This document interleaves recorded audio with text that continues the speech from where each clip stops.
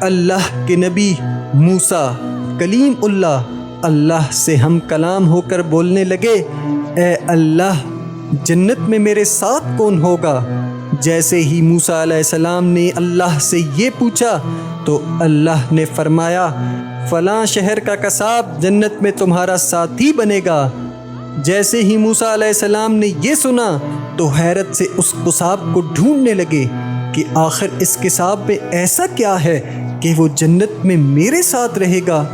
ڈھونڈتے ڈھونڈتے جب اس قصاب کی دکان پر پہنچے تو دیکھا وہ گوشت بیچ رہا تھا۔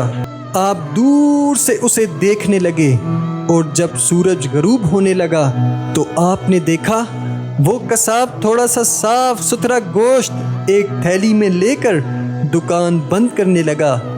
اللہ کے نبی موسیٰ علیہ السلام اس کے بارے میں زیادہ جاننے کے لیے اور قریب ہو گئے اور کہا، اے خدا کے بندے، میں اس شہر میں اجنبی ہوں، کیا ایک رات کے لیے تم مجھے اپنا مہمان بناؤ گے؟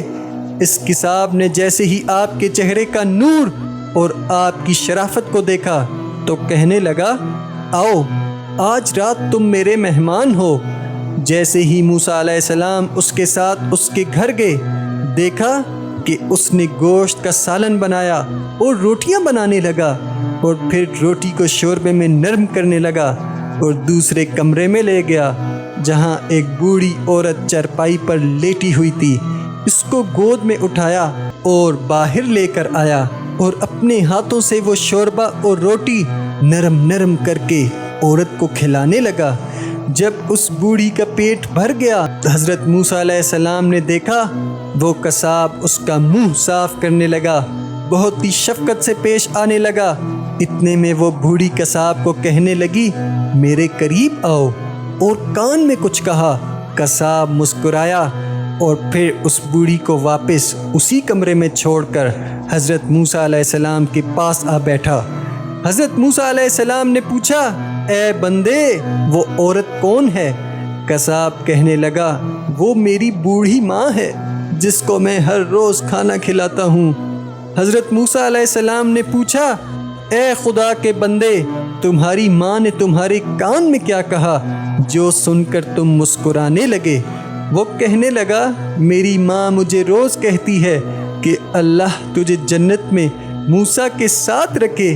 میں دل ہی دل میں کہتا ہوں کہ کہاں میں قصاب اور کہاں وہ اللہ سے کلام کرنے والا اللہ کا نبی موسیٰ۔ اتنے میں موسیٰ علیہ السلام قصاب کو سینے سے لگا کر کہنے لگے، اے قصاب، تمہاری ماں کی دعا قبول ہو چکی ہے اور میں اللہ کا نبی موسیٰ کلیم اللہ ہوں اور تمہیں یہ خوشخبری دینے آیا ہوں کہ جنت میں تم میرے ساتھ رہو گے۔